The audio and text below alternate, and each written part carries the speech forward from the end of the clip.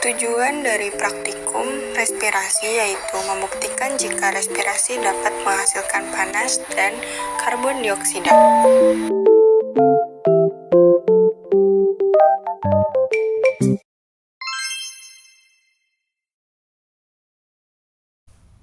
Cara kerja praktikum respirasi menghasilkan panas yaitu: yang pertama, letakkan 3 buah tabung reaksi pada raknya, kemudian masukkan dan beri tanda. Setelah itu, beri 3 perlakuan berbeda pada tabung reaksi. Untuk tabung reaksi yang pertama, beri kecambah kacang hijau segar setengah bagian. Untuk tabung reaksi yang kedua, beri kecambah kacang hijau segar seperempat bagian. Untuk tabung reaksi yang ketiga, beri kecambah kacang hijau yang telah direbus setengah bagian. Kemudian, tutup tabung reaksi dengan sumbat karet yang telah disisipi termometer.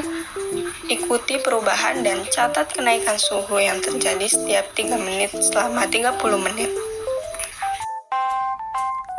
Hasil yang didapat dari percobaan respirasi menghasilkan panas yaitu terjadi penurunan suhu termometer pada percobaan setengah kecambah rebus. Artinya percobaan tersebut tidak menghasilkan panas karena kecambah yang direbus sudah mati dan tidak dapat melakukan respirasi. Sebaliknya, pada percobaan setengah dan seperempat kecambah segar, termometer cenderung mengalami kenaikan suhu. Hal ini berarti kecambah segar dapat melakukan respirasi.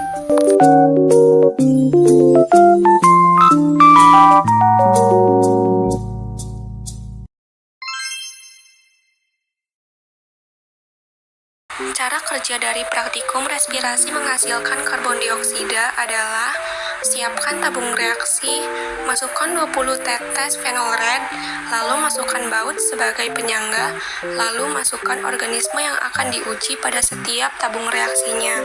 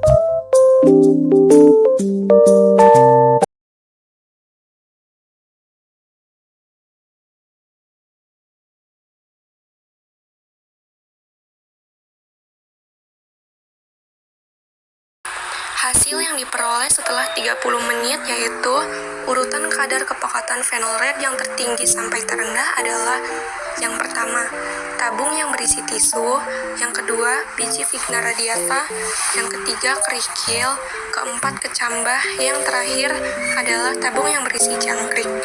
Hal ini disebabkan karena jangkrik dan kecambah menjalankan proses respirasi, sehingga karbon dioksida yang dihasilkan akan bereaksi dan menurunkan kadar kepekatan phenol red.